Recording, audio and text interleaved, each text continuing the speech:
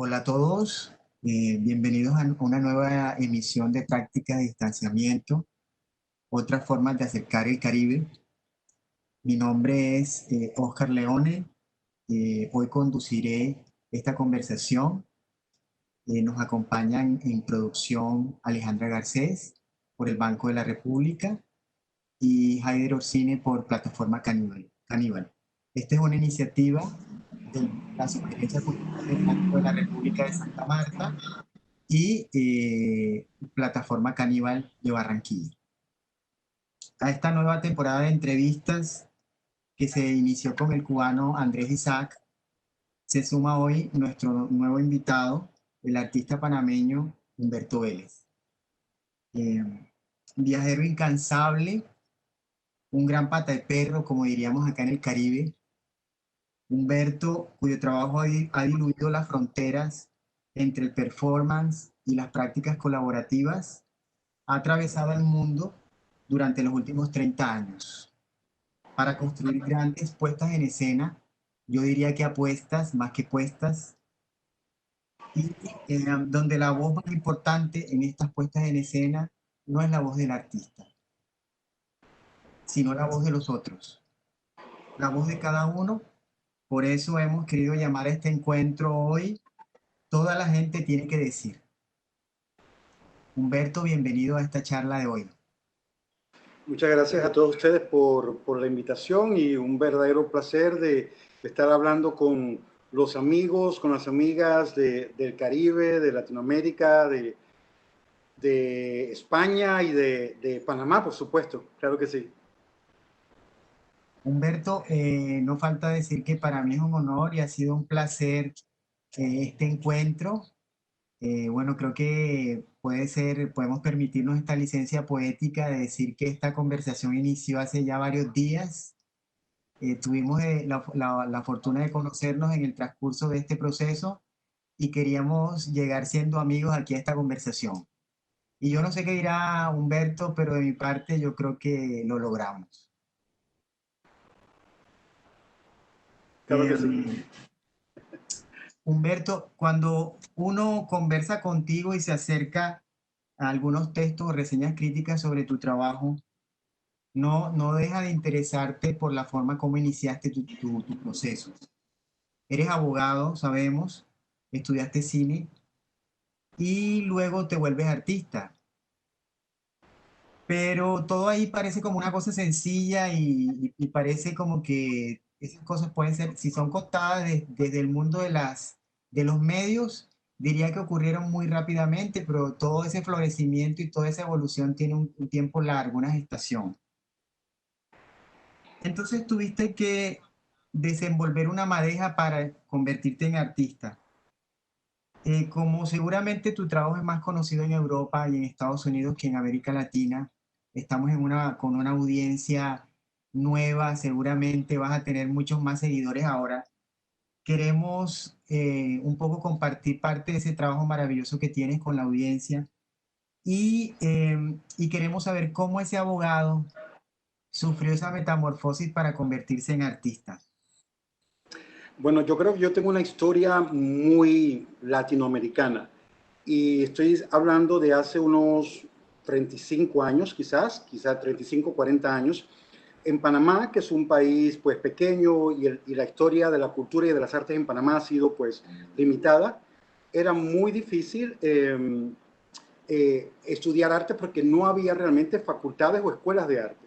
Entonces, lo que a mí me tocó, de acuerdo a mi familia, clase media, allí rayando exactamente, era estudiar una carrera que en el sentido aspiracional, Panamá es tremendamente aspiracional, pues llegase a cumplir unos objetivos económicos y sociales, ¿no? De respetabilidad y lo normal, ¿no? Lo que hay en toda la familia. Entonces, estudié Derecho, pero desde niño, desde la universidad, yo empecé a hacer teatro. Yo hacía, de hecho, participé mucho en talleres de literatura, me hice un escritor joven, ¿no? Sobre todo estaba muchísimo en lo que se refiere a la poesía. O sea, que siempre fue parte de mi vida, pero bueno, terminé Derecho y tuve la suerte de estudiar, de ganarme una beca para estudiar cine en la Escuela Internacional de Cine y Televisión de San Antonio de los Baños en Cuba. Entonces, siempre estuvo allí, pero nuestros países es como, no, Panamá no es que sea pequeño, en esa época era un poco más pequeño, ahora un poquito más grande, pero no había esa posibilidad para, esa sofisticación para estudiar arte en una academia, no había academia. Ok, ¿y, y cómo es ese proceso? eh, Pensando en ese viaje quisiera como que hiciéramos un viaje en el tiempo y continuáramos un poquito hablando de eso. Sé que cuando tú haces un viaje cuando haces ese viaje a San Antonio de los Baños, a Cuba, hay un momento muy especial, un momento muy especial que está pasando en Cuba y algo también ha ocurrido muy fuerte, una coyuntura política muy fuerte en Panamá también. Esos dos momentos, tanto el de la invasión de Panamá como el del periodo especial, son momentos que atraviesan tu vida. Eh, Eso nos llena mucho de curiosidad, saber qué pasó, qué hizo ese momento de tu vida en esa carga, esa acumulación de razones para dar ese salto al mundo del arte. No, es interesante. Bueno, yo fui a estudiar a Cuba en 1990. Anteriormente en Panamá estuvimos pues con un régimen militar. También se dieron sanciones estadounidenses al país. Por alrededor de 3 años hubo un caos tremendo, unas dificultades tremendas que terminaron en la invasión de Panamá a finales de 1989, 20 de diciembre de 1989. Fue un proceso traumático para todo el país. Entonces, yo viajé a Cuba unos meses después de la invasión y en Cuba, bueno, eso fue el principio apenas, el primer año estuvo muy bien, pero después fue el principio del periodo especial, que fue uno de los momentos más difíciles que tuvo la isla en términos de abastecimiento, tanto de petróleo como de comida, como de todo tipo de productos necesarios para sobrevivir. Entonces fue realmente un cambio que vino también allí con la caída de la URSS, que fue en 1990. Entonces, vamos a decir que todos, o sea, Panamá estaba en un momento bastante complicado, fue en los últimos 5 años en que yo viví aquí. Y luego Cuba, maravilloso, pero entramos también en ese periodo. La caída de Panamá por la invasión también influyó en que Cuba tuviese menos mercancías, tuviese menos cosas para sobrevivir. Y luego con la URSS fue total. Sin embargo, fueron momentos de increíble riqueza en Panamá también. Yo hice mucho teatro, iba muchísimo al cine, hasta donde se podía también. Escribía, por supuesto, también en esa época. En Cuba también había un momento maravilloso donde todos los artistas, eso se dio a principios de los 90, de artes visuales, de cine, los músicos, diseñadores de vestuario, todos se conocían y trabajaron en conjunto. Posteriormente, con la diversificación de la economía cubana y de la dolarización hasta cierta medida también de la economía, unos artistas se hicieron más ricos que otros. Pero ese momento fue maravilloso y ahí también, bueno, me sumergí en la cultura cubana, la vi como una especie de parangón, ¿no? Yo venía de una cultura caribeña, pacífico, también indígena, se puede decir, hay otras culturas en Panamá, no solamente es Pacífico, yo no soy solamente Caribe, más bien yo nací en el Pacífico, pero estamos permeados por todo esto. Entonces, pero con una estructura histórica, con una manera de expresión más sofisticada, ¿no? Y hice comparaciones y eso me ayudó muchísimo, me estructuró en términos de los lenguajes y me siento muy ligado a todos los amigos de mi generación en Cuba, ¿no? Que son hermanos, son familias, son hermanas, ¿no? Yo estoy muy vinculado a ellos y luego me fui a España en el 92, que interesantemente muchos cubanos también, muchos latinoamericanos, en el 91, 92 se fueron a España, así que fuimos como una ola de artistas latinoamericanos que nos encontramos en España a principios de los años 90. Y esto yo lo hallo tremendamente interesante, ¿no? Los traumas, las situaciones, las dificultades, las vivencias maravillosas, pero luego todos en España, en esa nueva búsqueda de conocimiento, ¿no? De práctica, de encuentros. Déjame ver. En nuestras conversaciones me hablaste muy especialmente de esta pieza, que es una pieza que es una especie de un preludio, Humberto, a lo que va a ser luego tu carrera como artista. Sabemos que en tus inicios tú no estabas muy cercano al tema de las prácticas colaborativas, sino estabas más cerca de la instalación y me comentabas de esta pieza, poquito a poquito. Cuéntame, Nace, poquito a nace poquito nace un nace- amor bonito. Sí, exactamente.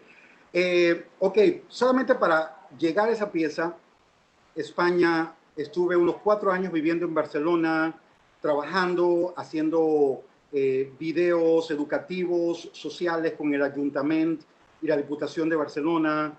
Luego me fui a Inglaterra, donde he vivido la mayor parte del tiempo, aunque después también he vivido en América Latina, como por ejemplo en Brasil, también he vivido en los últimos años también, ¿no?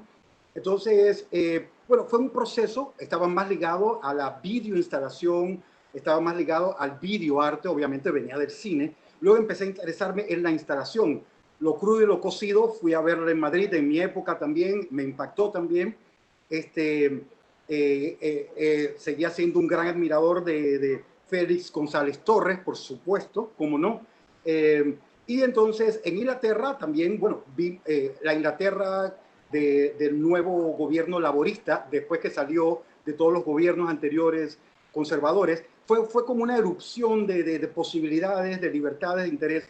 Volvía siempre a Panamá. Siempre mi ruta era volver a Panamá, aprender, practicar, hacer exhibiciones y volver a Panamá. Y esta fue la pieza más importante de una exhibición individual que tuve en el Museo de Arte Contemporáneo de Panamá en el año 2000, que se llama Poquito a Poquito Nace un Amor Bonito. Aquí lo que vemos ahora es una bolsita de aceite para cocinar que la marca es Pavito. Y se conocía en Panamá porque ya no existe, es una reliquia.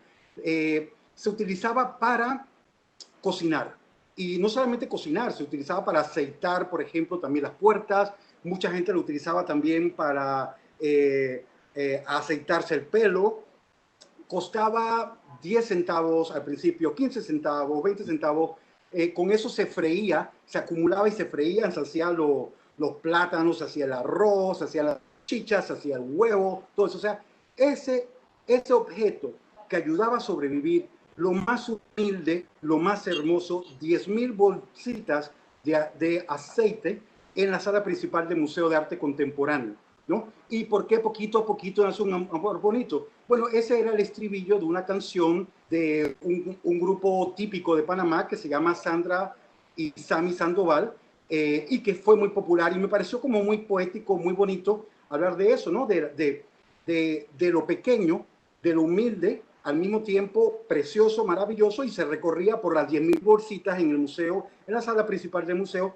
Esa exposición individual fue, digamos, que mi propuesta de lo que podía ser la utilización de géneros, de ideas de arte contemporáneo aplicado a Panamá. Había neón, había textil, había instalación, había arte digital, año 2000. Entonces, bueno, fue un shock para algunos, para otros no. Y bueno, si muestras la foto anterior para que se vea cómo se ve la sala, entonces allí podemos ver un poquito, ¿no? Ese recorrido hasta el año 2000 de, de lo que estaba haciendo, ¿no? Volviendo siempre a Panamá. Ahí está, ¿no? Entonces, ok, yo no puse el piano, ese piano fue inamovible del museo por décadas. Así que yo tuve que poner el dialogar con ese piano, elemento. utilizar el piano, queda Sí. romantiquísimo, queda monísimo, pero bueno, eso tú sabes que uno se acomoda todo, ¿no? Entonces ahí estaban los pavitos y todo, pero olía a aceite, toda la sala olía a aceite. Bueno, yo creo que el piano ahí repotenció esa idea romántica, poética de la pieza, ¿no? Y del título, probablemente, ¿no? Sí, Humberto, fue muy bonito, ¿no? Las coincidencias, ¿no? O las obligaciones, ¿no? Sí. exacto. La obra yo pienso que tiene siempre una voluntad propia. no es una cosa ni metafísica, ni mágica, ni de hechicería, ni nada, sino en realidad creo que para nosotros los artistas la obra tiene en realidad una voluntad, un alma, ¿no? Y los espacios tienen esa fuerza para transformar esos significados también. Él mismo se afecta, ¿no? Con los elementos que a veces están allí y enriquecen el trabajo seguramente. Humberto, al hablar de esos tránsitos que tú has ido procesando a lo largo de tu trabajo, esos cruces de caminos, uno no puede dejar de referenciar una obra tuya muy importante en la historia de tu trayectoria y porque marca un punto de giro, un punto de quiebre dentro de tu práctica y esa obra es La banda de mi hogar. Eh, ¿En dónde radica la importancia de ese proyecto? Yo creo que fue en encontrar a la gente de la banda del hogar, primero, que es una banda maravillosa que venía de la escuela, originalmente de una escuela de modistería, sastrería y belleza, que fue fundada por la familia Sánchez en Panamá. Entonces yo hice un documental sobre ellos en televisión y yo me enamoré de esa capacidad tremenda que tienen de celebrar, porque es muy panameño, celebrar en las fiestas de independencia, de separación. Tenemos muchas fiestas de separaciones, independencias, todas estas cosas en noviembre. Y ellos representaban algo muy profundo, muy popular, muy sincero, muy musical, muy físico también, ¿no? Y al mismo tiempo, y rompían con la forma como lo hacía, con las convenciones tradicionales pequeño burguesas panameñas, que son, pues, a veces en Panamá somos muy mojigatos, y ellos lo hacían con otra libertad. Ellos planteaban otra forma de ser nosotros. Entonces, ¿cómo no enamorarse de ellos? Este proyecto fue parte del proyecto de arte público para el Centenario de Panamá, un proyecto de arte internacional comisariado por Adrián Samos y por Gerardo Mosquera. Nosotros con la banda del hogar nos tomamos por sorpresa lugares de la ciudad de Panamá. Estamos hablando del año 2003.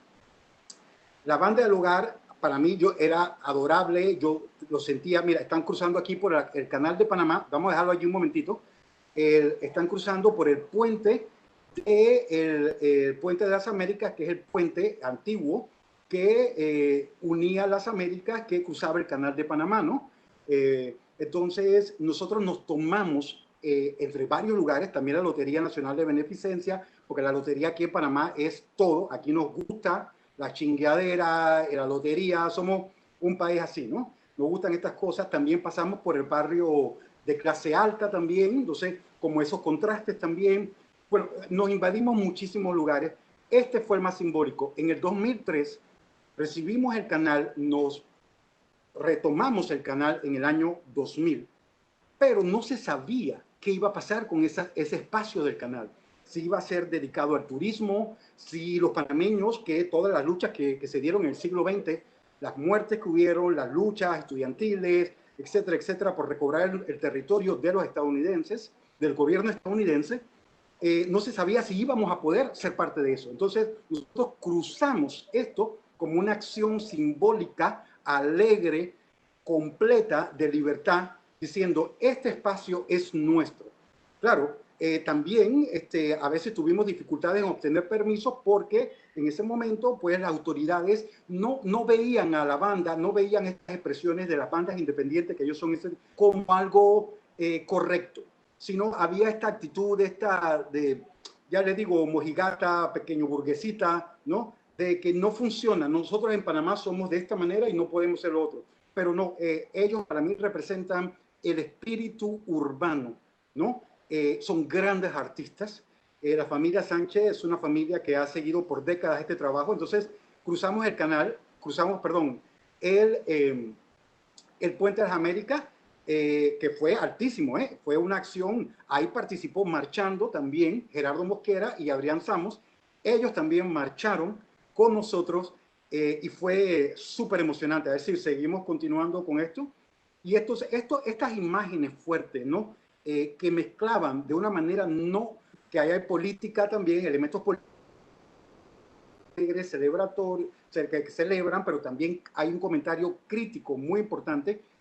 Intentaban no ser panfletario, sino más bien metafórico en todo esto, ¿no? Pero al mismo tiempo ligando el arte, lo popular, con lo contemporáneo, con el lenguaje contemporáneo. Aquí vemos a una de las batuteras feliz retomando los espacios nuestros.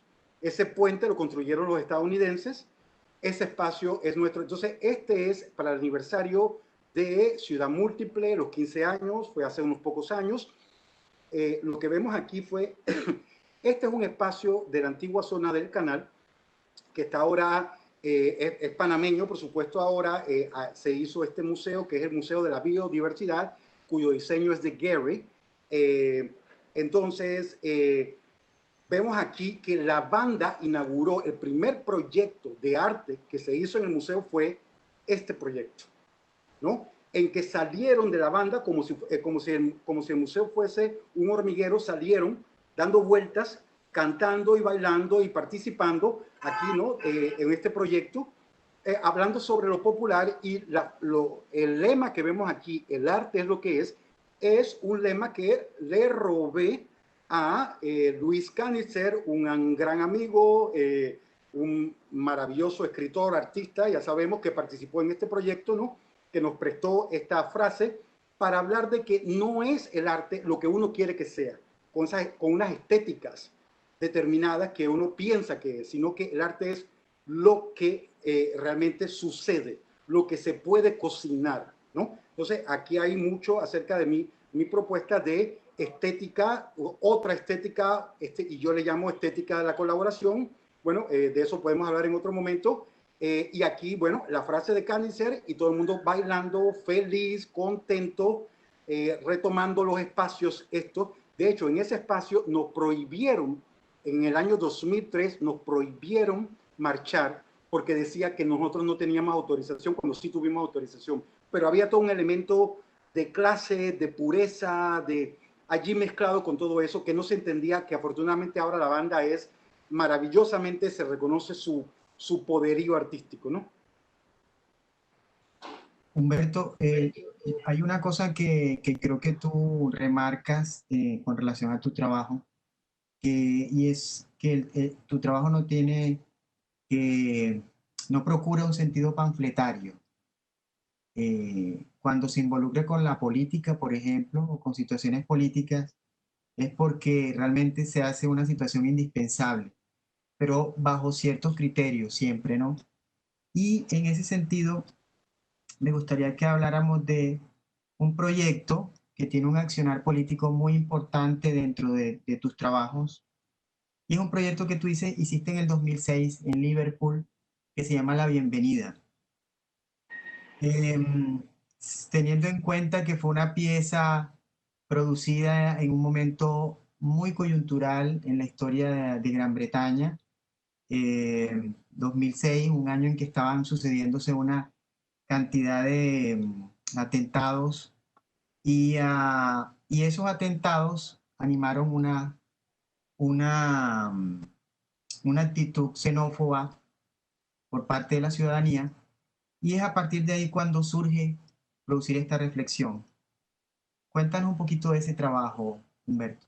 Sí, yo usualmente no respondo a eventos. En este caso fue todo lo contrario, porque me vi abrumado por la situación en que se encontraba en Inglaterra, una Inglaterra que yo no reconocí después de haberme mudado allí a finales de 1995, en que todo, o sea, había una gran apertura social, internacional. En ese sentido fue maravilloso. Ok, pero en el año 2005 se dieron atentados terroristas, continuando la serie de atentados internacionales en Londres, que fueron tremendamente espantosos, horribles, chocantes, y empezó una ola de reacción xenófoba y racista.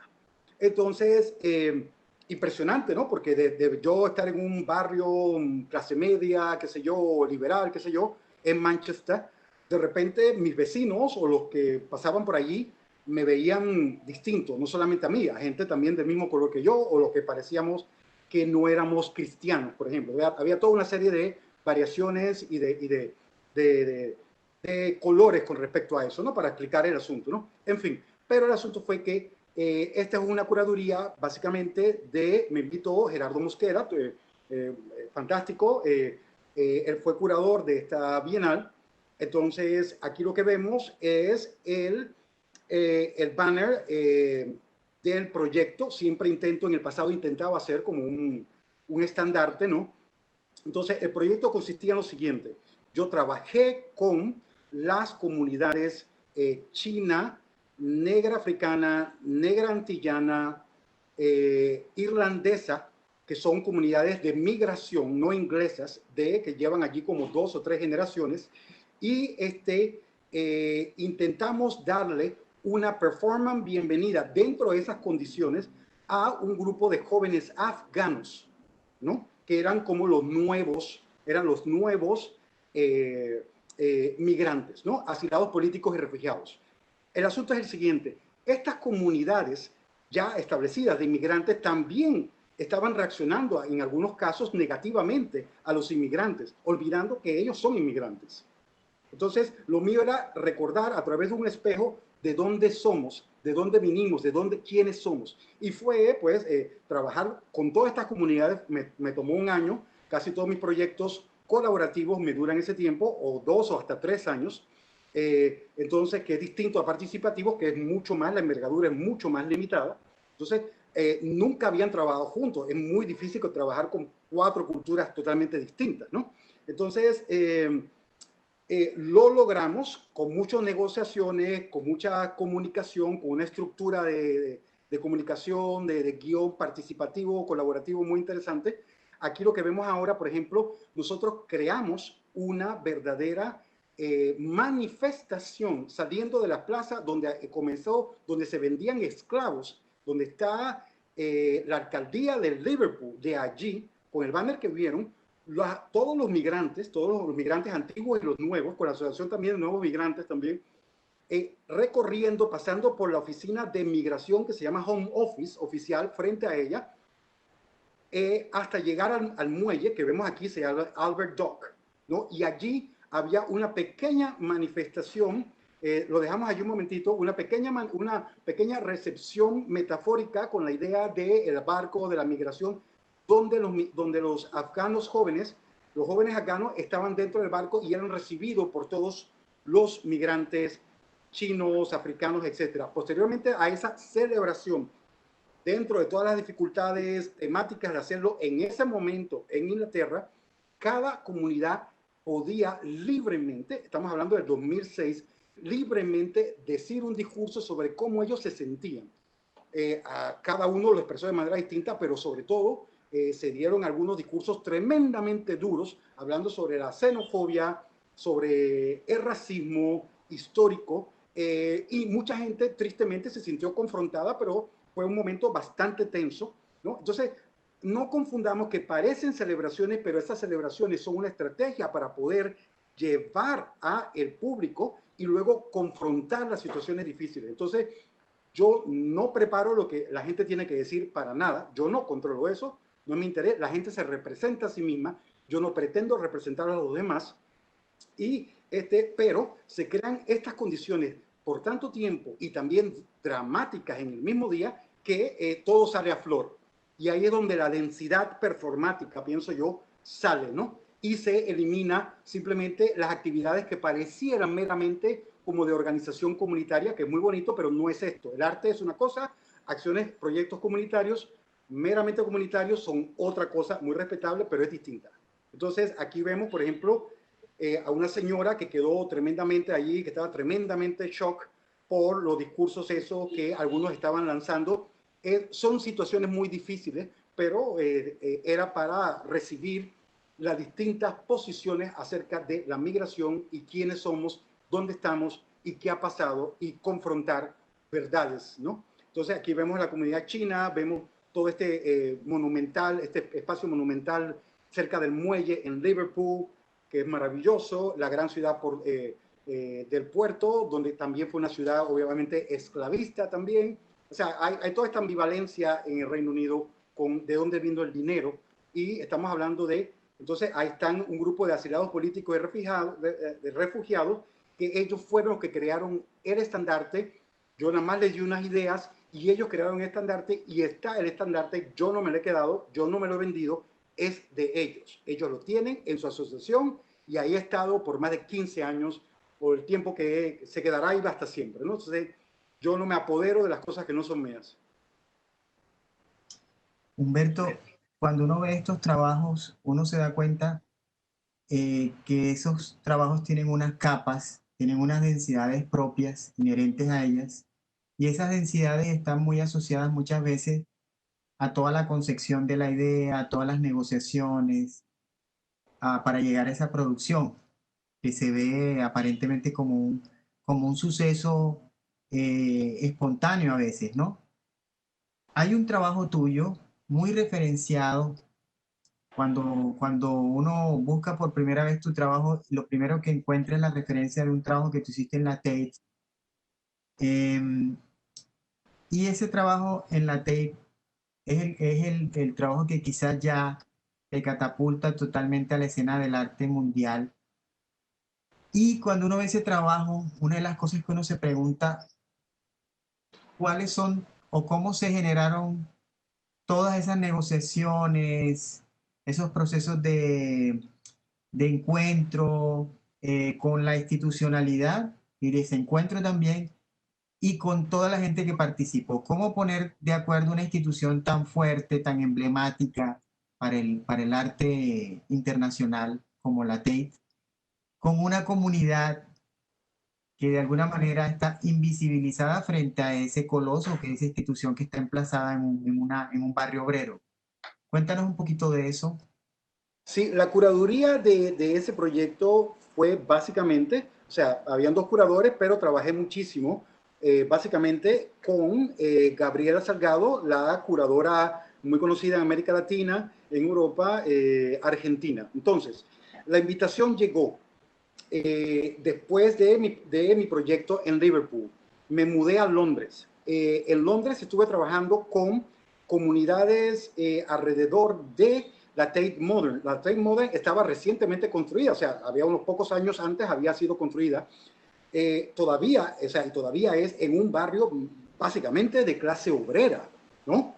De estibadores, también de inmigrantes, ¿no? Entonces era un polo, pero era un polo de clase media culta o clase media inglesa. Allá en Inglaterra la división de clases es una históricamente una de las más fuertes, ¿no? Entonces, cuando se planteó la invitación, estamos hablando de 2006 la invitación, el proyecto se hizo en el 2007. En ese momento, claro que habían habido proyectos, desfiles, proyectos con comunidades, con grupos. Yo no les llamo comunidades, básicamente quiero hablar de grupos. Y también pueden ser comunidades, pero de comunidades para alejarme un poco de los conceptos anteriores de community art, que con ellos no comulgo tanto. Son otra cosa lo que yo quiero hacer, y hay otra concepción con respecto a eso. Pero entonces, en ese caso, yo le dije, bueno, si me invita como un artista internacional, yo quiero hacer un arte, un proyecto con gente local.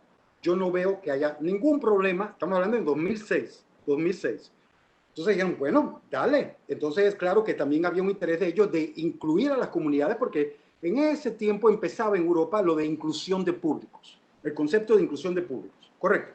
Ok. Decidí trabajar con los boxeadores después de una investigación, porque pensaba que era el concepto que más se adecuaba, en mi parecer personal, a Londres, yo estando en Londres, viviendo ahora en Londres, y también con el área y con lo que estaba pasando allí. Era otra especie de metáfora de la gente que sobrevive todo el tiempo y que lo hace a través de muchas cosas. Los clubes de boxeo aficionado no son de boxeo profesional. Allí son estructuras familiares, comunitarias, que se apoyan y se ayudan en grandes momentos y dificultades. O sea que no hay que confundir el asunto. Sin embargo, estaba la idea de que todos los boxeadores comunitarios, estos eran gente peligrosa, difícil, malhechora, Luego yo también trabajé con boxeadoras, que yo las veía como deportistas, y también esta idea también de que cómo es que las mujeres hacen boxeo, digo, pero si son deportistas, ¿cuál es el problema? Entonces, es interesante cómo en el arte nosotros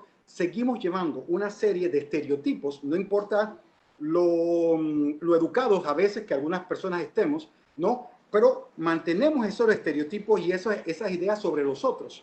A partir de eso, entonces aquí tenemos a la campeona y subcampeona en ese momento de boxeo amateur de Inglaterra participando en el proyecto. Yo cambié toda la estructura de cómo se boxea, junto con ellos lo reestructuramos para darle mucha más rapidez, movilidad, para mezclarlo. Incluimos niños, niñas, trabajamos también una especie de coreografía con soga y con shadow boxing, que es el boxeo que se pelea solamente con los puños, ¿no? Para crear todos estos momentos, y mezclamos también todos las comunidades, los grupos culturales que estaban insertados históricamente. Para mí fue interesante porque es boxeo, yo solamente hablaba de Durán y también mencionaba a un gran boxeador que está dedicado a esto, panameño, que se llama Panama Al Brown, que fue el primer boxeador campeón latinoamericano mundial, ¿no? Que vivió primero en Nueva York y luego se fue a Europa, a París, donde estuvo con su manager, fue Jean Cocteau, y no solamente fue su manager, fue su pareja también. Hay una historia panameña bien interesante y además fue un gran performer, fue amigo de Josephine Baker, ¿no? Estuvo en el show de Josephine Baker. Entonces, toda esta gente, aquí vemos quienes han podido tener la suerte de ir a Londres, se montó en el centro del Terman Hall, el centro, en el 2007, la performance, ahí vemos toda el box, desde donde se observa, ¿no? Y los boxeadores, y aquí vemos entonces también la influencia muy importante en Inglaterra de Escocia en el boxeo. Entonces estaban, y se mezcló todo por cerca de, qué sé yo, 4 horas de movimiento. Cruzamos el río Támesis, llegaron los boxeadores, cruzamos el río, llegamos de la Catedral de San Paul, cruzamos el puente con el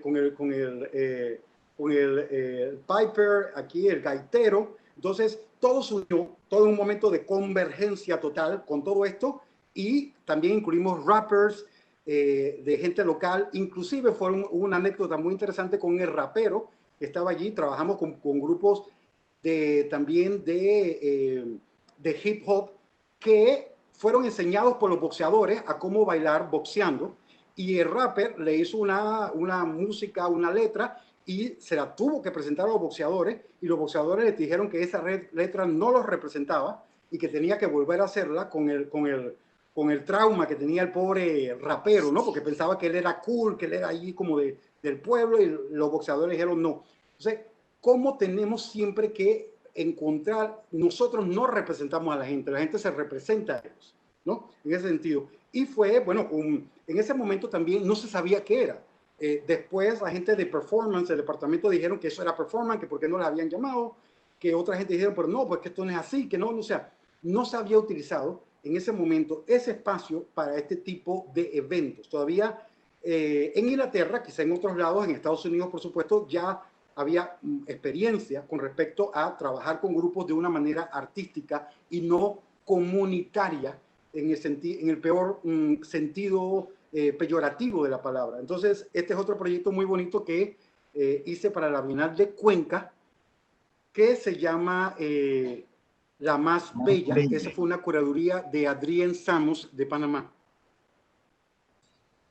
Este trabajo, Humberto, que resulta un trabajo, siento muy entrañable, porque tiene una capacidad como de reconocimiento, de validación de un grupo, ¿sí? Un grupo que seguramente de manera ancestral o desde los procesos de colonización que irrumpieron en América, ha sido muchas veces invisibilizado, maltratado, segregado, sin caer evidentemente en esas cosas de victimizar a esos grupos también, pero bueno, haciendo también justicia con las realidades históricas que han ocurrido en el mundo y en América Latina.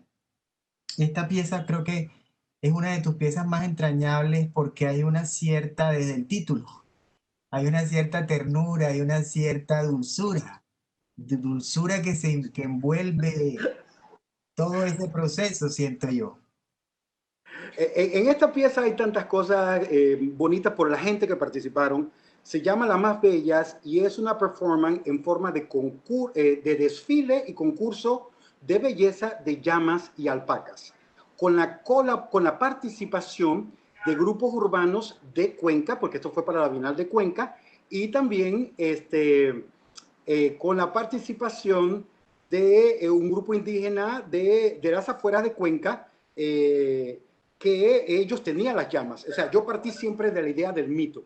O sea, la llama en Ecuador estaba prácticamente en extinción, sin embargo está en el escudo, ¿no? Entonces es un símbolo nacional, pero la llamita ¿dónde estaba? Entonces había una cosa relacionada también con buscar mi herencia ecuatoriana, porque mi abuelo paterno era eh, ecuatoriano. Entonces, era interesante volver a Ecuador para encontrar un poco mis raíces que eran mitológicas, que no existían a través de una llama, pero la llama también, todo esto también, no solamente para incorporar con dignidad, con participación en un proyecto de arte, un proyecto, estamos hablando de que, si lo dejamos ahí un momentito también, sabemos que, por ejemplo, Cuenca, un lugar maravilloso, pero Cuenca también es una ciudad pues muy señorial, puede ser muy burguesa. Entonces, ya sabemos cómo son nuestras Américas también. Entonces, que estos grupos participasen dentro de una bienal en ese momento de arte, ¿no? Y había un comentario, en mi trabajo siempre hay un comentario también al mundo del arte, ¿no? Claro, había quizás también un poquito de sentido del humor, de la más bella, de la representación artística por país, la competencia entre artistas, ¿no? ¿Quién es la más bella? ¿No? Entonces, pero a mí me pareció bonito, mira, esta foto me encanta mucho, que es la salida, porque llovió a cántaros, nunca llovió, teníamos que hacer un desfile por todas las calles, lo hicimos parcialmente y tuvimos que entonces guarecernos dentro de el Museo Municipal de Arte Moderno de Cuenca, que es precioso, y dentro del museo se dio el concurso de belleza de la llama más bella, que era un artista, un curador y una galerista escogieron a la llama más bella, ¿no? Entonces, claro, también estaban eligiendo cuál era la pieza más bella dentro de los conceptos en esa bienal. Entonces había una competencia, ¿no? De cuáles éramos los más bellos también, ¿no? Entonces, tú sabes que nos ponen a eso en el mundo de las artes, ¿no? Pero esta pieza, ellos no compiten con nadie, ¿no?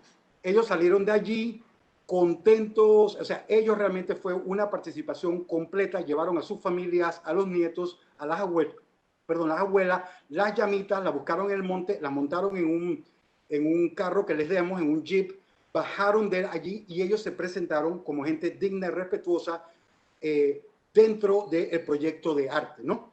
Entonces fue un momento, a mí me encanta, y esta pieza también fue elegida para participar en el pabellón latinoamericano en Venecia hace como unos 8 o 10 años, ya no me acuerdo bien, ¿no? Y no sé, como dices tú, es esta metáfora bonita, estas imágenes, ¿no? Al final metáforas, ¿no? Eso es lo que queda, no una idea necesariamente que yo quiero dar lecciones de ética a la gente o de moralidad, ni quiero dar lecciones de política y quién es el más moral y cómo deben hacer las cosas. Yo creo que la gente nos da lecciones a nosotros, más bien.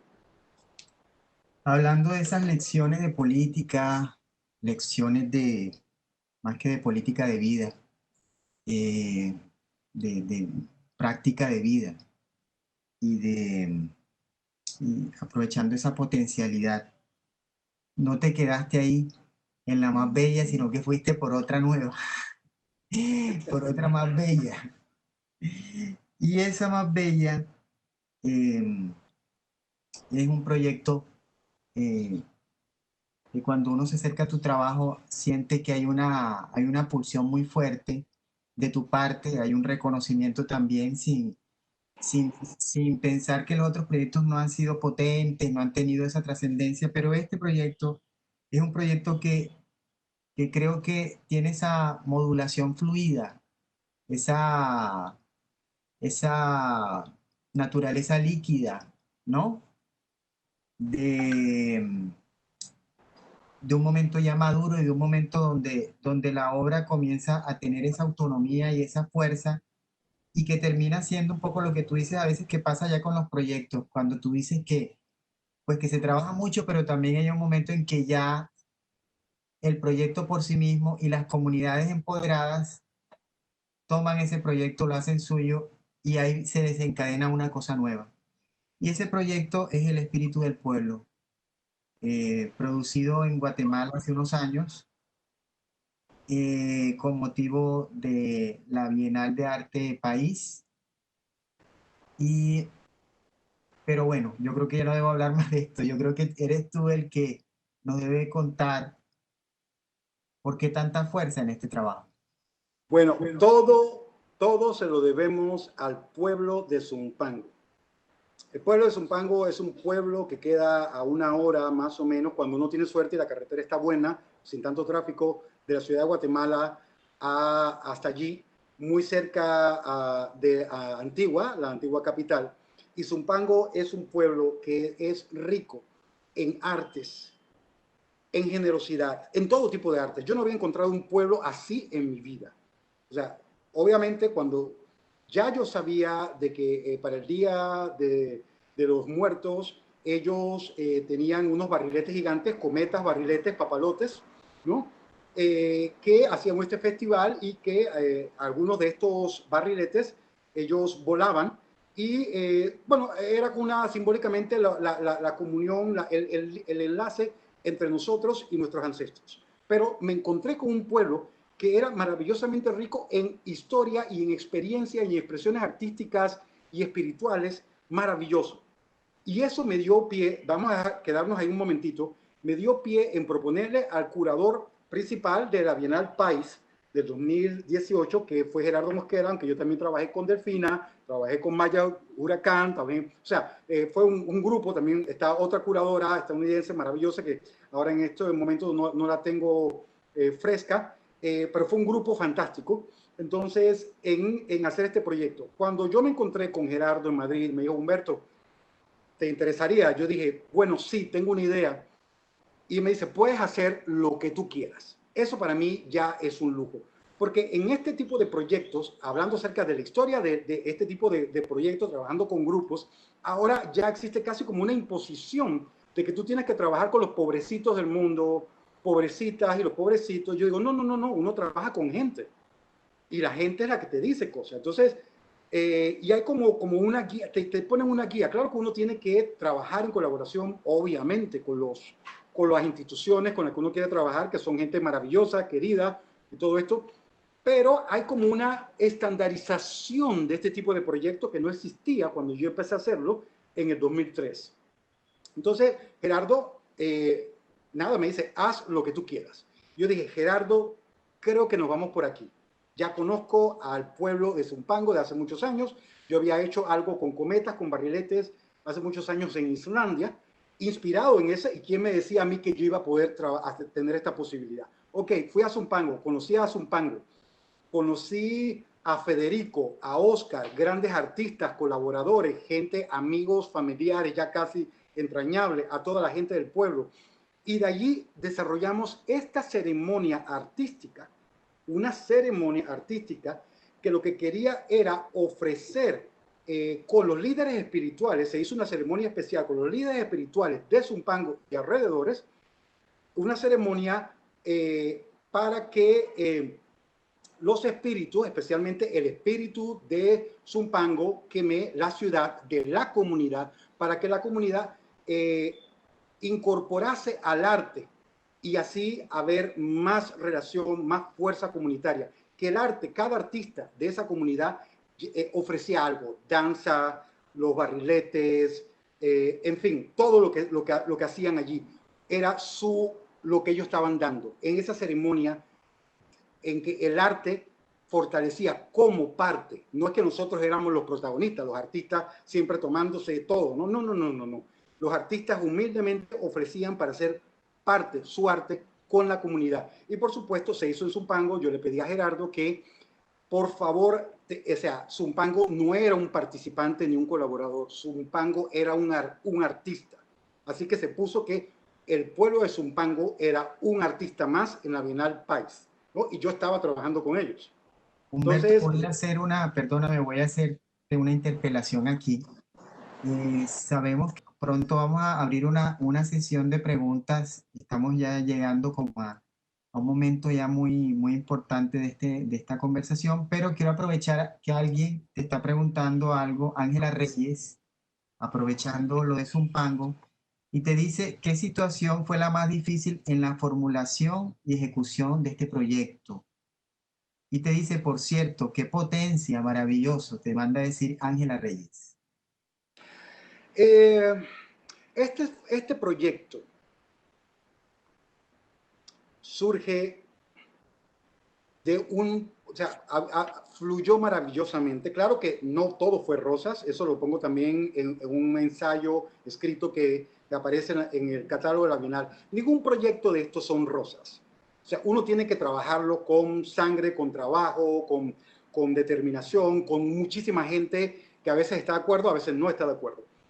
Para mí lo más difícil fue a través de los años tratar de acercarme a la espiritualidad maya, que ya yo tenía una historia personal.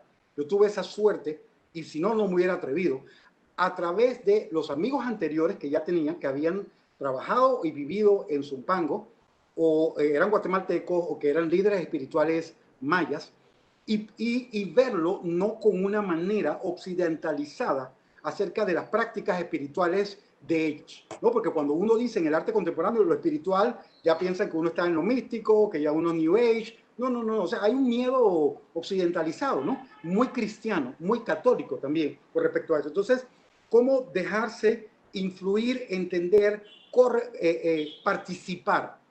Entonces, en algunos momentos también, bueno, con mis colegas, tanto Federico como Oscar, con los que realicé esta obra, entre otras artistas maravillosas también, barrileteras, barrileteros también, es que no se preocupen, o sea, la espiritualidad es abierta.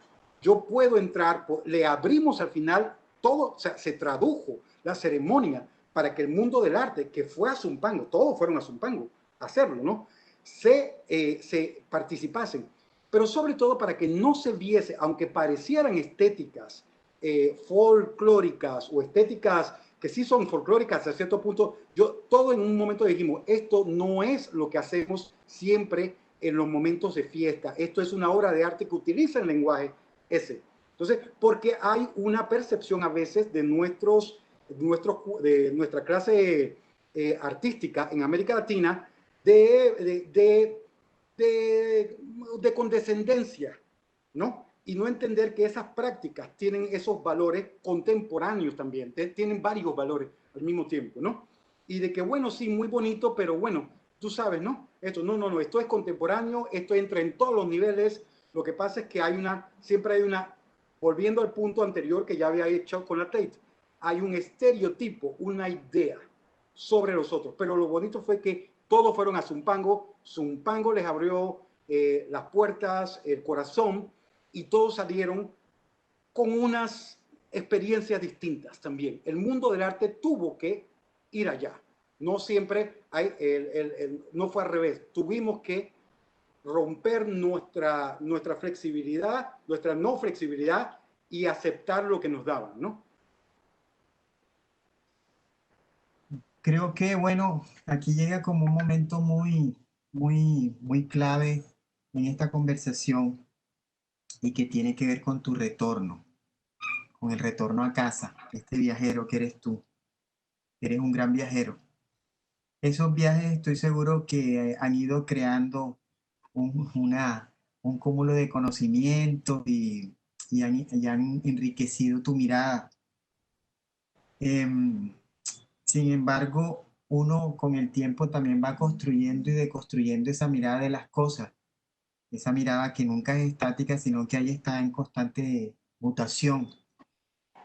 Cuando oigo hablar de tu vuelta a casa, después de todos estos viajes que van a continuar seguramente, pero que encontraron el puerto de partida, que es Panamá, yo no puedo evitar recordar ese poema de Cavafis que habla sobre Ítaca y sobre el Ulises. has cosechado experiencias y grandes aventuras. Esa Ítaca que llevaste contigo, Humberto, ¿cómo es ahora? ¿Qué Bueno, encontraste ahí? Cinco, yo sé que cuando te pregunté un poco de esto me dijiste que te iban a poner en serios aprietos. De esto no se trata, ¿no? Tú puedes decirlo desde el lugar que sientas más cercano, pero ¿con qué te has encontrado al regresar ahora a este lugar? recordemos que Ítaca, bueno, Ítaca y Ítaca en el poema de Cavafi es la idea de donde hay que ir, ¿no? Entonces, que a lo mejor si no encuentras Ítaca, pero no importa, ya volviste a casa con todo lo que aprendiste Sí, en el camino a Ítaca. A lo sí, mejor Panamá era Ítaca. Y yo creo que he vuelto a un país que ni siquiera fue el país que volví a finales de enero, principios de febrero, porque cambió al mes, como todos los países del mundo con esto. Entonces, esta Ítaca está en terremoto. O sea, la Ítaca me duró un mes y ya es la misma Ítaca, pero es otra Ítaca ya. Entonces, es bonito porque estoy participando. He visto un entusiasmo maravilloso, gente que ha venido haciendo. Yo venía trabajando muchísimo con colegas, siempre he venido a Panamá a trabajar en proyectos educativos, en exhibiciones y todo esto, pero aquí muchísima gente ya ha estado haciendo cosas maravillosas y me los he encontrado haciendo de distintas generaciones cosas estupendas. Yo necesito decir algo sobre ellos, sobre todo porque trabajan en temas de educación y arte. Está Pandora Exquisita, ¿no? Está con la gran curadora amiga Gladys Turner, está la Ruta del Metro, está la Escuelita ARPA con Adrián Samos, tenemos los del Patíbulo, que están ligados, que son un grupo de gente de fotografía, con la Asociación de Fotógrafos de Panamá, está Fernando Bocanegra ahí, también tenemos Voces en Acción de Casa Santana, en que participan Donna Conlon y Jonathan Haka.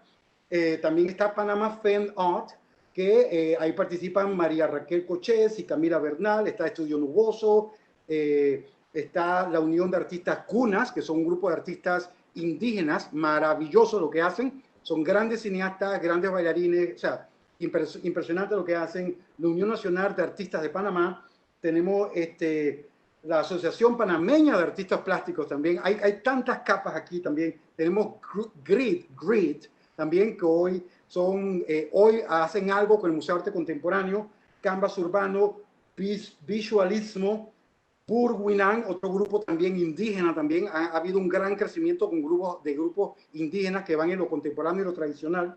Las asociaciones de bandas independientes, que para mí son artistas, como la Banda del Hogar, Arte en el Parque del Campo, porque siempre hay como demasiado cúmulo, demasiado interés en la ciudad de Panamá.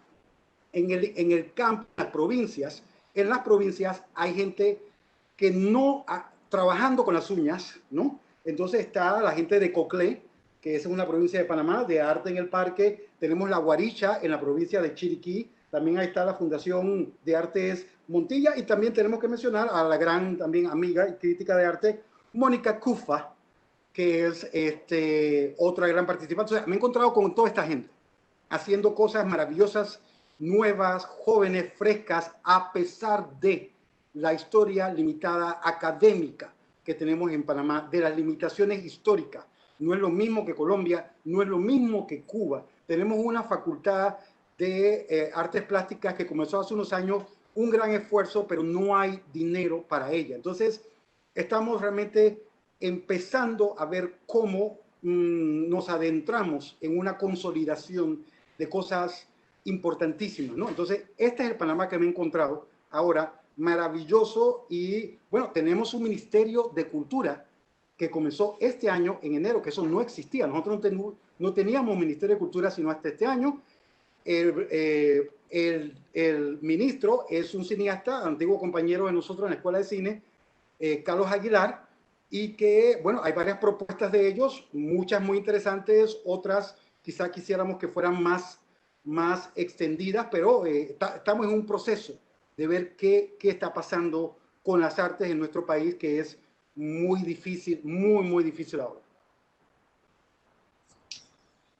Bueno, Humberto, bueno, para mí ha sido un placer inmenso, un honor gigante también poder haber empezado esta conversación contigo. Seguramente esta conversación va a continuar Seguramente también mucha gente aquí en Colombia estamos seguramente también deseosos de ver unas colaboraciones contigo. Tienes que venir acá a trabajar estas tierras. Hay Creo que muchos sí. lugares donde tu trabajo podría seguir expandiéndose. Y bueno, en ese sentido, pues no resta decir que estoy muy agradecido por esta generosidad que tuya que partió desde el momento en que decidimos hacer este acercamiento de que a través de Caníbal, que tenía ese puente cercano a tu trabajo y a ti, eh, pudimos encontrar esa confluencia para llegar a ti y encontrar tu voz. Así que muchas gracias por esa gran generosidad que seguramente tienes con la gente con la que trabajas también. Y bueno, yo creo que como ya se está abriendo nuestra sesión de preguntas, ya nos están llegando preguntas aquí, hay alguien, Carlos Fitzgerald, te quiere hacer una pregunta. ¿Cómo relacionas las contradicciones de clase y la exclusión racializada con tus propuestas de colaboración artística que se presentan en escenarios elitistas como pueden ser los museos de arte? Te pregunta Carlos Figuera. Yo intento, tengo como estrategia eh, incorporar estas tomas en los espacios. Tanto pueden ser, por ejemplo, en Toronto, como se hizo en un proyecto en Toronto, en The AGO, también un edificio, un museo muy grande que realineó este gran Getty, exactamente, el gran diseñador, arquitecto canadiense, estadounidense, eh, tratando de crear vínculos de entendimiento de cómo grupos que se chocan y que no se ven se necesitan mutuamente. Tanto los grupos dominantes que pueden ser clasistas, que pueden ser que quieren controlar el poder o pueden controlar una ideología o un espacio, en estos momentos se sabe que el arte no puede continuar con ese tipo de expresión que separa a los demás, ¿no? Parte de las grandes revoluciones en los últimos, o grandes revueltas en los últimos años, es que deben, al menos nominalmente, incluir la participación de grupos que no están, que no son parte de las exhibiciones, de las visitas, que pueden ser populares, como le quieran llamar. Yo diría más, lo ideal sería que participasen a nivel horizontal en la toma de decisiones de lo que está pasando en los museos. Porque a veces museos o instituciones educativas se vuelven un bastión de determinadas posiciones ideológicas y determinadas posiciones de clase también, algunos casos también de racismo también, depende, ¿no? Eso lo leemos todos los días en los periódicos.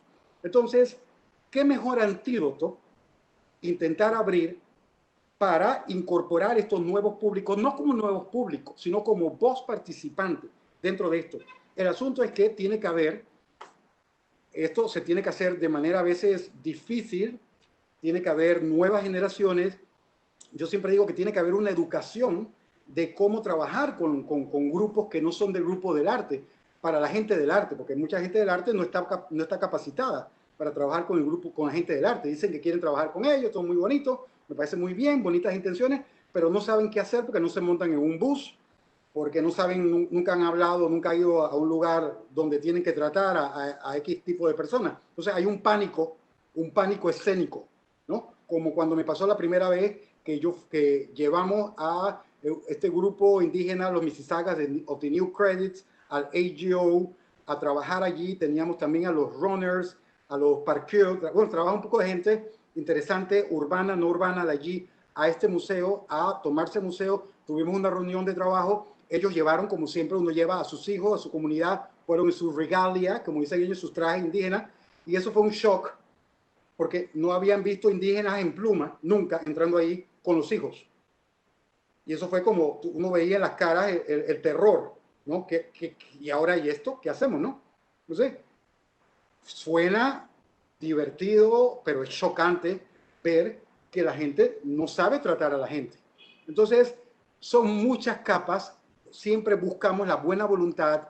Yo sé que hay gente muy inclusiva y es tratar de conectar mutuamente. Claro, todo depende de que se quiera por un lado y también que la otra gente quiera también por el otro. Porque también hay gente que dice, yo no tengo nada que ver con ellos, esa gente nunca me invita, yo no sé para qué me quiere, yo no sé para qué me están diciendo que haga un proyecto con ellos y que quieren hacer, que lo que quieren es utilizarme, ¿no? O sea, esas son cosas que a mí me dicen la gente que dice, ¿por qué esa gente del museo quiere hablar conmigo?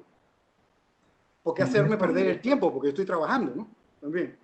Humberto, y hablando de esas relaciones jerarquizadas que están muy insertas en el mundo del arte, pero que también se insertan por categorías que se han creado, maneras de nombrar las cosas también, a ese gran show del mundo del arte, porque sabemos que hay un gran show ahí en la escena, donde se mueven muchos intereses, política, deseo. eh, um, hay algo que ahí tú me dices, no me piques la lengua porque me vas a hacer hablar, pero tenemos tiempo para picarte la lengua.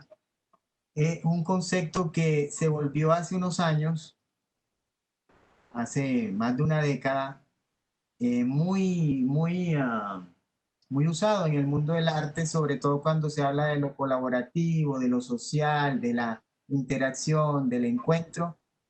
Y es una palabra que sé que a ti te produce un poco de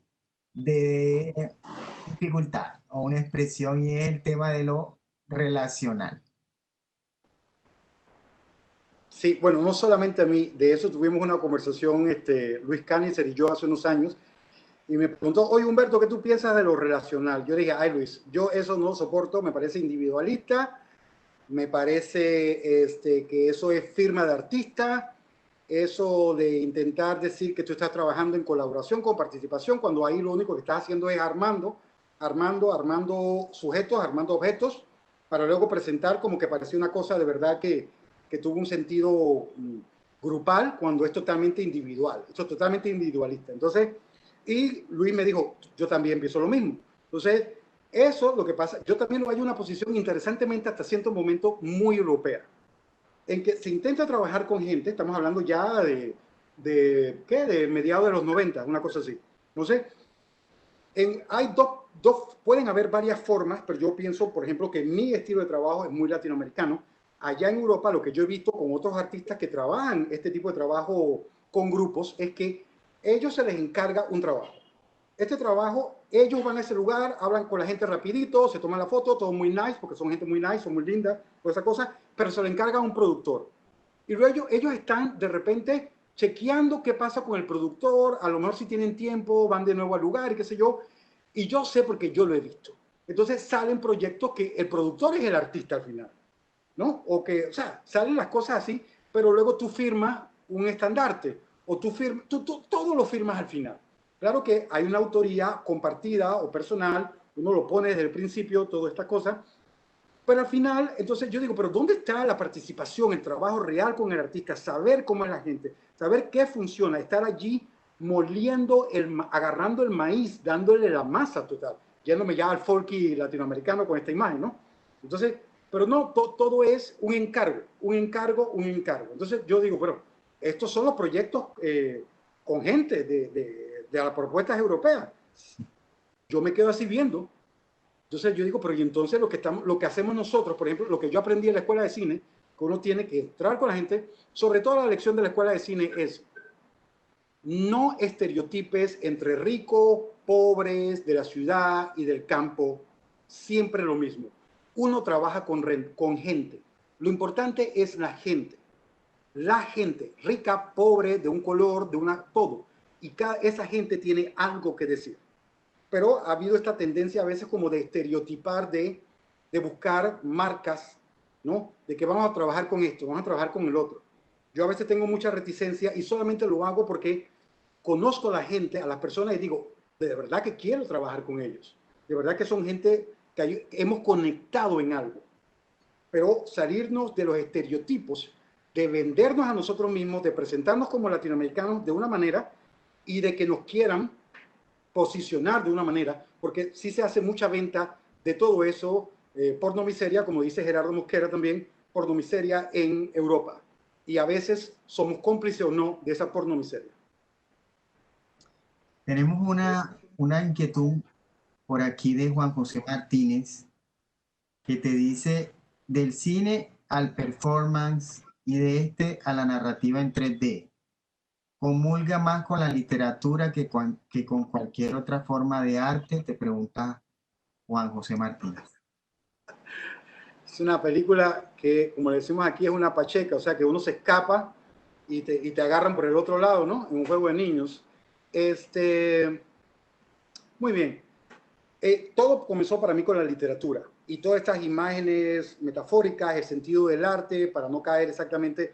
Cuando yo empezaba a hacer literatura, había toda esta idea de lo socialista, de que tenías que ser lo social, lo social, lo social, y yo me fui haciendo íntimo, por lo personal. Siempre tuve, obviamente, mis intereses en lo social y en lo político, pero rehuí a ese, y por eso hablo yo de ese panfletarismo obligatorio, ideológico que se me quiere imponer, como que yo quiero salvar a la gente. Yo no quiero salvar a nadie. A mí no me interesa salvar a nadie. Yo soy un artista que intento con otra gente expresar cosas. Eso es todo. Pero a mí la literatura me dio la oportunidad de entender esta idea del arte, de estas metáforas que no tienen que explicarse todo por sí misma. Correcto, ¿no? Entonces, se lo debo a la literatura, a la poesía específicamente, y luego el cine me sirvió como forma de instrumentalizar estrategias para trabajar con la gente en términos de producción y de forma de contactar con ellos. Lo que pasa era que fue una técnica, pero la performance no es cine. Entonces, algunas técnicas son de cine, pero la performance es totalmente distinto. Es otra cosa que ya eso viene de Panamá. Para mí Panamá ese es. Aquí en Panamá somos muy performáticos, naturalmente performáticos. Entonces, la banda es una expresión formada y natural de cómo somos. Entonces, no tenemos esa historia de las artes cultas. Ha habido, claro que ha habido artistas cultos con ese tipo de arte y todo eso en Panamá, pero nuestro forte, son las artes populares, las artes que vienen de otras partes.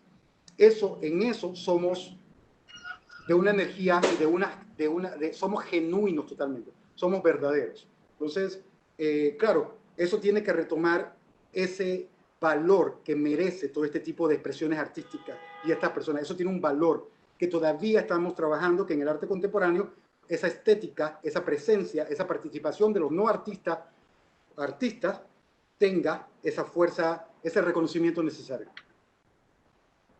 Humberto, aquí nos acompaña hoy además en este encuentro Joaquín Viloria, el gerente de la Sugerencia Cultural del Banco de la República, de la Gerencia Cultural aquí en Santa Marta. Y Joaquín, que viene de la historia, economista también y muy conectado a esas realidades sociales que tu trabajo toca, quería comentarnos algo, quería hacer una intervención. Joaquín. Hola Oscar y Humberto. Humberto, muy complacido de tener en este conversatorio que hemos organizado en 4 sesiones. La iniciamos hace 8 días, como comentó, con el artista cubano Madrid, en España, y ahora contigo, y seguimos pues en las 2 próximas semanas con otras 2 presentaciones. He seguido tu presentación completa desde el inicio. Me gusta mucho lo que has hecho. Yo creo que Oscar lo resumió muy bien, toda esa trayectoria tuya desde que te viste obligado a estudiar derecho, como tú lo comentabas, pero que realmente era el artista que estaba ahí y que comienzas a desarrollar pues a partir desde la universidad y tus estudios en Cuba, etcétera, y luego en Europa son 40 años o casi 40 años, por lo que dices, de mucha experiencia. Veo un trabajo con las comunidades indígenas importante. Nosotros aquí en el Caribe colombiano estamos desarrollando una idea de que, digamos, el Caribe que se conoce en las Antillas es un Caribe afroanglosajón, un Caribe llano, un Caribe de islas, etcétera. Pero nosotros aquí tenemos un Caribe con indígenas, por ejemplo, que no lo tiene Cuba, no lo tiene Puerto Rico, no, pero Panamá sí lo tiene, ¿sí? En México lo tiene y gran parte de Centroamérica lo tiene. Entonces creo que con esa experiencia tuya de comunidades con indígenas, yo creo que sería bien interesante cuando terminemos con este confinamiento, que ojalá Oscar y Haider pudiéramos organizar para el otro año, que esperemos que ya podamos salir por lo menos de la casa, organizar contigo alguna actividad aquí en Santa Marta, en el Caribe colombiano, que no sé si lo conoces, y si lo conoces o no lo conozcas, estarías invitado para que el otro año pudieras acompañarnos y mirar y conocer las experiencias eh, mucho más cerca.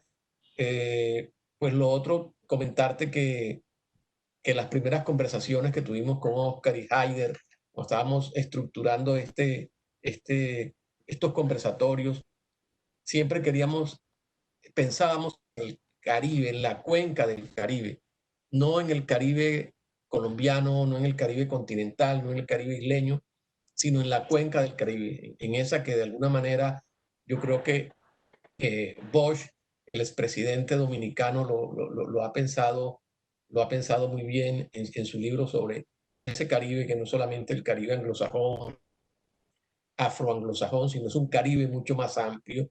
Y Panamá hace parte de eso precisamente porque también está en el continente, está en los dos océanos, en los dos mares, y queremos precisamente que tú y los por lo menos 4 artistas que tenemos acá y curadores hagan parte de esa experiencia con la idea de poder publicar un libro, ojalá el otro año o no sabemos cuándo, pero queremos publicar ese libro sobre el arte en la cuenca del Caribe. Entonces, invitarte a Santa Marta, ojalá el otro año. Hoy estás virtualmente, pero ojalá el otro año sea presencial. ¿De qué estás Invitarte a sí mismo a ese libro que se comienza a cocinar y tu charla de hoy definitivamente da muchos elementos para ese proyecto que Haider y Oscar, seguramente ellos serán los que tienen obligatoriamente que estar al frente de Humberto. Muchas gracias, muchísimas gracias. Un placer, verdadero honor. Oye, Humberto, hola, Humberto. Sí.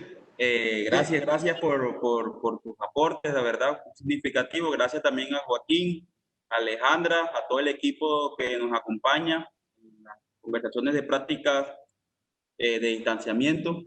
A mí me parece algo muy importante que señala Humberto, yo creo que es una cuestión netamente crucial hoy, cuando hablamos de lo comunitario y en relación al arte, ¿no?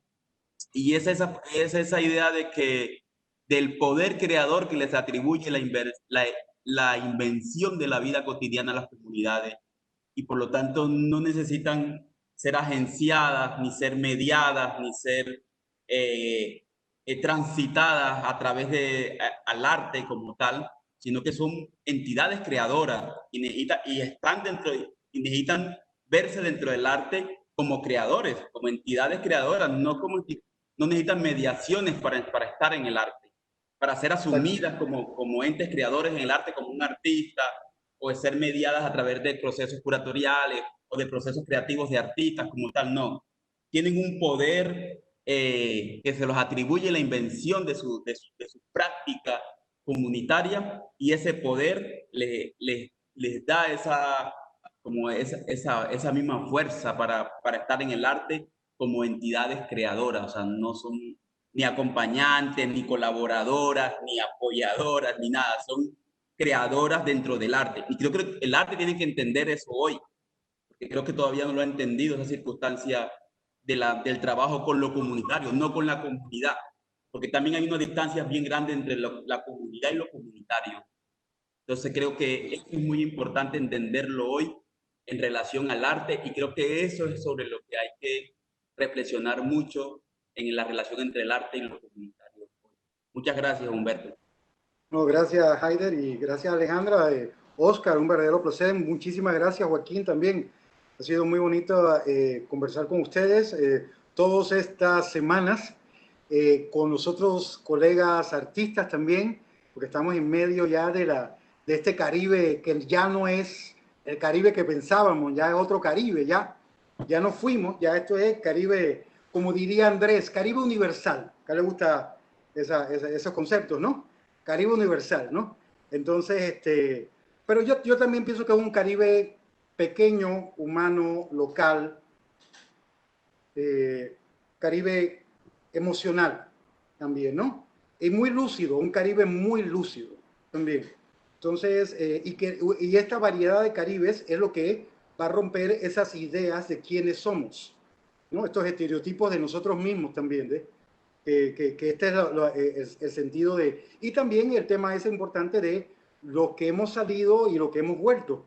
Esa relación de viaje, vuelta, Ítaca, no Ítaca, de Cítaca, ¿no? Todas estas cosas. Y decir, oye, nunca nos fuimos, somos parte, no me saques, ¿no? Yo siempre he estado aquí. Entonces, y también por parte de uno que ha vuelto, que ha ido, que ha paseado, es reconocer las grandes cosas que vienen haciendo. Toda la gente que sigue trabajando aquí de manera local o internacional, eso ya no importa. Yo creo que hay que hacer yo creo que hay que hacer acopio de algo que tú dices constantemente, y precisamente aprovechando el título de estas reuniones de práctica de distanciamiento y estas aproximaciones al Caribe, es precisamente que hay que aclarar algo, que tenemos que evidentemente encontrar unos puentes, encontrar unas voces en común, pero también es importante que nos encontremos con las que no coinciden con nosotros, ¿sí? Yo creo que eso hay que marcarlo y remarcarlo. Yo creo que es el reto más grande que tenemos en este momento, ¿no? Sí, yo creo que en este descubrimiento, en nuestro descubrimiento, porque es muy importante, se habla mucho de la descolonización de Europa, de Estados Unidos, pero esa situación de descolonizarnos de nosotros mismos, de nuestro grande, ¿no? El gran Argentina, el gran Guatemala, el gran Colombia, el gran Panamá, el gran Caribe. Oye, esos grandes del siglo XIX, ¿hasta cuándo? ¿Qué lucha, no? Entonces, respetar nuestras diferencias, respetar nuestras relaciones, no vernos como países más grandes, más chicos, ver cómo podemos aportar. A mí, yo aprendo todo el tiempo de lo que está pasando de las nuevas gente más joven aquí en Panamá. O sea, wow, yo enseño arte ahora mismo y cine, uno en una universidad que se llama Ganexa, que es una universidad de las artes, maravillosos alumnos, gran grupo de administradores, de profesores, qué sé yo, toda esta gente importante. También en otra escuela de colegio que se llama la Academia Interamericana de Panamá. Ambas, o sea, yo me maravillo de trabajar con estas capacidades que me enseñan sobre Panamá, sobre qué está pasando ahora mismo y cómo me puedo relacionar. Hace poco estuve en la provincia de Coclé. O sea, mi relación con el campo, ahora mismo de donde vienen la mayor parte de mi familia, casi toda, mejor dicho, es fundamental para mí. Entonces, son estas Ítacas. Yo me he encontrado un nuevo motivo. Las Ítacas están dentro de mí, dentro de este archipiélago panameño, no archipiélago griego. Mi Ítaca está aquí ya. Entonces, y sobre todo, sin menos miedo a la idea de querer agradar a Europa, la idea de querer agradar estéticamente a Estados Unidos, de querer agradar a unas estéticas burguesas también, ¿no? O sea, podemos hacerlo a partir de lo que somos y con confianza. Yo creo que este es el punto, ¿no? Está bien quienes somos, oye, estamos bien, ¿no?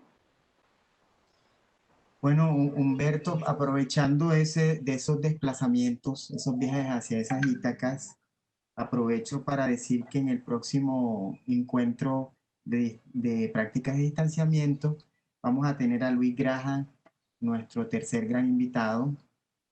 Y bueno, agradecemos a nuestra audiencia, al Banco de la República, a Plataforma Caníbal, por aliarse en este momento tan importante, tan coyuntural, para transformar un momento de la comunicación, encontrar una cercanía allí en esa comunicación de este espacio que está a veces fragmentado, a veces distante y que quiere reconocerse. Muchas gracias, Humberto, nuevamente por tu generosidad y Oye, bueno, hay que resaltar, Oscar, sí, agradecerle a todo el público, la verdad, han compartido la pantalla en diferentes muros en Facebook más de 40 veces y en 40 muros y bueno, es toda superestrella, Humberto, la verdad. Zoom. ¿Acaso? No, de verdad, gracias a toda la gente que compartió la entrevista en su muro y que la verdad tuvimos muchas personas conectadas y escuchando esta conversación y nos alegra mucho eso. Y bueno, eso no, Yo, el mérito también es del invitado también, una superestrella. por yo quiero supuesto. agradecer tremendamente a Oscar por su paciencia, porque nos hemos reído un montón, nos hemos, como artistas y ahora como amigos de ahora en adelante, Heidier, muchísimas gracias. Nos estamos reuniendo. Yo creo que estos son espacios de reunión y sobre todo espacios como dijiste, Oscar, también de reconocimiento y Heidier también de abrirnos, ¿no? Hasta cierta medida ver en qué podemos congeniar y buscar colaboraciones reales y tratar de romper esas diferencias hasta donde sea posible para hacer cosas necesarias, ¿no? Dejarnos de esas boberías que nos diferencian y ver qué podemos, en qué podemos trabajar juntos. Yo creo que esa es una actitud, por lo menos que aquí en Panamá todos queremos ahora mismo, queremos intentar trabajar juntos a partir de diferencias, con instituciones, porque se necesita, no tenemos más remedio, estamos en una situación crítica y no hay posibilidad, no hay dinero del ministerio, quizás algo, quizás de los colegas del arte, de las asociaciones del arte, siempre hemos trabajado muy pobremente y lo único que hay que continuar es con la buena voluntad para incluir y tener un diálogo horizontal. Eso es lo importante, por lo menos en mi país. Eso pudiese ser un gran logro para nosotros. Bueno, hay que resaltar la asistencia y la gran participación detrás de todo esto de Alejandra Garcés, del Banco de la República, que ha propiciado también ha hecho posible toda esta cosa tecnológica a la cual a veces hacemos sufrir por las dificultades que se suceden en este momento tan cruzado por esta comunicación. Entonces, bueno, muchas gracias, Humberto. Eh, muy agradecidos todos por la audiencia, al Banco de la República, a Plataforma Caníbal. Y bueno, los esperamos en nuestra próxima emisión, en una conversación entre Heider Orsini y Luis Graham.